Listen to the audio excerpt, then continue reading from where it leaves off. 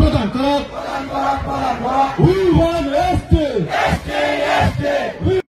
প্ৰচেষ্টাৰে সদৌ অসম আদিবাসী ছাত্ৰ সন্থাই 19তম আদিবাসী মহাসভা 21 তাৰিখৰ পৰা আৰম্ভ কৰিলে আৰু এই 21 তাৰিখৰ পৰা আজি 24 তাৰিখলৈকে আজি আমি বৰনাট্য যিখিনি কালচাৰেল ৰেলীৰে আমাৰ শোভাযাত্ৰাৰে আমি আজি আমাৰ কাৰ্যসূচী আমি আৰম্ভ কৰিছো।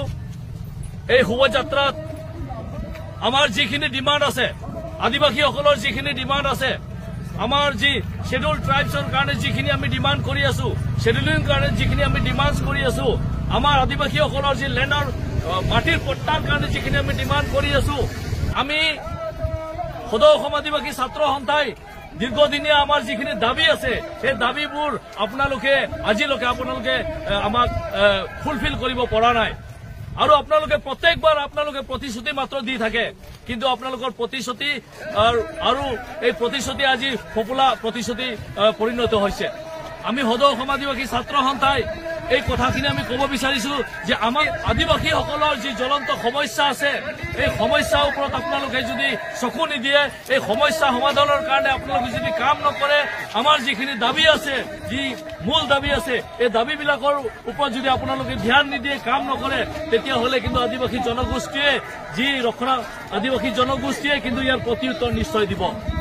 আগন্তুক যি লোকসভা ইলেকশ্যন আহি আছে, এই আগন্তুক লোকসভা ইলেকশ্যনত আপোনালোকে নিশ্চয় আকৌ আমাৰ মাজত আহি পেলাই আপোনালোকে প্ৰতিশ্ৰুতিৰ ওপৰত প্ৰতিশ্ৰুতি দিব। কিন্তু আমি এই কথাখিনি গঠন কৰাৰ লগে লগে আমাক 6 মাহৰ ভিতৰতে জনজাতিকৰণ দিয়া হ'ব বুলি তেওঁলোকে আমাক প্ৰতিশ্ৰুতি দিছিলে, আৰু এই প্ৰতিশ্ৰুতি আজিলৈকে তেওঁলোকে ফুলফিল কৰিব নোৱাৰিলে। লগতে আমাৰ যি আদিবাসীৰ আইডেণ্টিটি আছে, আমাৰ যি পৰিচয় আছে, এই পৰিচয় আজিও আমাক সঠিক পৰিচয় অসমত আমাক দিয়া নাই। আমাক সদৌ অসম আদিবাসী ছাত্ৰ সন্থাই দীৰ্ঘদিনৰ পৰা দাবী জনাই আছে যে আদিবাসী হিচাপে আমাক পৰিচয় দিব লাগে, আৰু আদিবাসী হিচাপে আমাক পৰিচয় দিয়াৰ কাৰণে আমি বিভিন্ন আন্দোলন আমি গঢ়ি তুলিছো।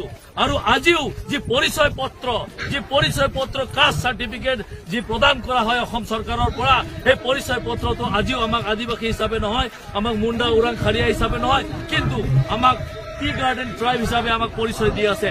আমি কোনো চাহ জনগোষ্ঠী নহয়, আমি কোনো চাহ জাতি নহয়, আমি কোনো চাহ বনোৱা নহয়। তাৰ কাৰণে আমাৰ যি সঠিক পৰিচয় হয়, আমাৰ যি মুণ্ডা ওৰাং খাৰিয়া গড় সাঁথাল হল ভিল যিখিনি তাঁতী উৰিয়া যিমানখিনি আছে, এই সঠিক পৰিচয় আমাক লাগে। আৰু আমি এই সঠিক পৰিচয়ৰ কাৰণে আমি আন্দোলন কৰি আছো, এই সঠিক পৰিচয়ৰ কাৰণে আমি সংগ্ৰাম কৰি আছো। আমি এই সদৌ অসম আদিবাসী ছাত্ৰ সন্থাৰ আৰু এই 19তম আদিবাসী মহাসভাৰ জৰিয়তে আমি চৰকাৰক এইখিনি দাবী আমি জনাব বিচাৰিছো। ধন্যবাদ।